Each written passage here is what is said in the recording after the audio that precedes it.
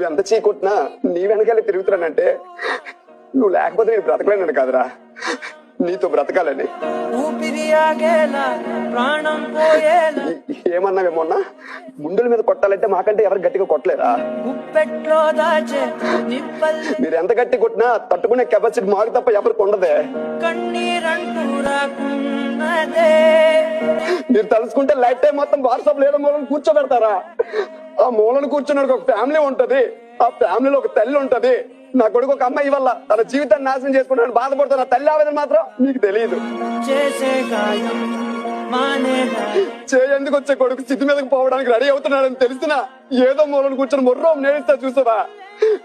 ఆ తల్లి ఒక బాధ మాత్రం మీకు తెలియదు.